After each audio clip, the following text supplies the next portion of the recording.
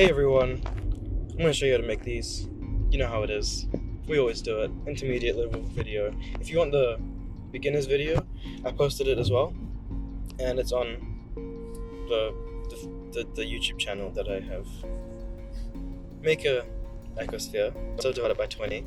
Added a decimate modifier, rework the mesh, make it look a little bit more complex. And to help you out, just go into wireframe view on your viewport so you can see more.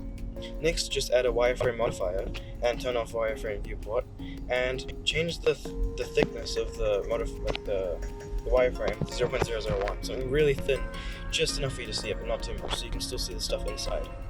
Now that you have that, add in a displacement modifier, go into new texture, and then go into the settings of the texture. Make it a cloud. Play around with the settings and just, do whatever you want. Make it a soft cloud, not too detailed, something like that. And so once you're happy with how it looks, you want to change the strength down to something really low, just enough for you to see it, but not too much so that it actually warps the entire thing. 0.003 is a good amount. Next, you want to duplicate it, scale it down just a little bit, and then press Shift R constantly, as many times as you like, to just repeat the last action which you did, which was scaling it down. Next, you want to select any mesh, double tap R to rotate it around its median point, and then just randomly rotate them as much as you want, so that they're all randomized, and then if you look onto the no overlays mode, you can see that it is coming into shape. Next, you just want to add in some random middle bit that will emit the light.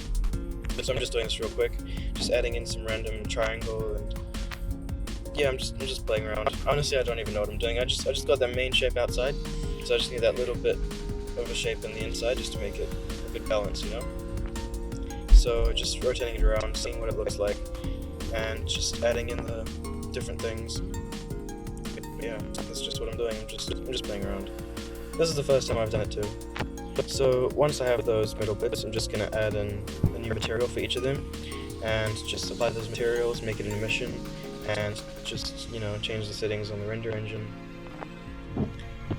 Just making them pretty bright, just adding the blue tinge. Change the background to black. And once the preview is done, I'm just gonna add in a little box, Control B to, refine your viewport so you can see it better. And if you want, you can turn on GPU compute. But I don't have it because I'm poor, so. Okay, so now that I have all the stuff done, I'm just gonna reposition the camera, see what it looks like from different angles, and just position it. Put it into render view, see how it looks. Looks quite good. And so I'm just putting into the material preview and just seeing how it looks, and then obviously changing the nodes for the world map. So I'm gonna add in an HDR and just see how it looks. This black background is quite simple. It's not doing much for this zone. So I'm just looking around, seeing which HDR I can get, and just trying to apply it into the world. So now I have the HDR environment texture. I can just add in the texture thing. If you have node wrangler, just press Ctrl T. If you don't, you get node wrangler. Yeah, I have a couple HDRs saved, so I just chose one. Red and blue seems pretty good with that white middle, so I just added that in. And so after you do that, just want to add in a mix shader, and it gets a little bit darker. That's okay. It'll get better, trust me.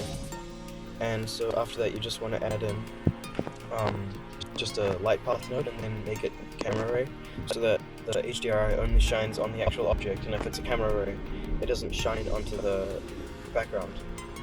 Okay, so just adding in the light path node, and as you can see, it's shining onto the object, but not into the background.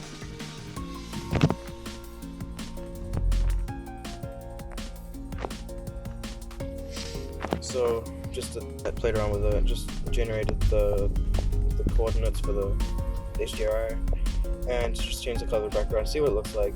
I like the white color, so I'm sending that out to render with Eevee, because it's way faster. So I just did that, saved it, and I'm just going through different tests, just seeing what it looks like. Personally, I like the white one the most. I might keep that one, but the other ones, I don't know. The black seems too simple. I like the white one. But you can obviously do whatever you want. The important part of the tutorial is already gone 3 minutes ago. I don't even know why you're still here. But if you are, thank you. If you're not, go anyway. But yeah, so we're just playing around with it, just doing random stuff, rendering it out. Yeah. You can obviously use this for a lot of things, but I can't be bothered. Well, we're almost done. I might as well get into the last design. So I'm just taking the camera back, seeing if I can get that whole thing in almost asymmetric view. And make sure you change the clipping, because if you zoom out too much, then, you know, it'll just go black and white and white. So just change the clipping on the camera and the viewport so that you know what you're doing now. And you can also see what you're doing. I'm saving everything. If you like this tutorial, I have it posted on Gumroad for $1 for the file, if you can't be bothered doing it yourself. And also, if you have the means, it would be great if you could sponsor me. Well, not sponsor me, but patronize me. Not patronize me, you know what I mean, on Patreon. It's $1. Just $1 a month, you know. Help this little kid out. Okay. Also subscribe. Okay, bye.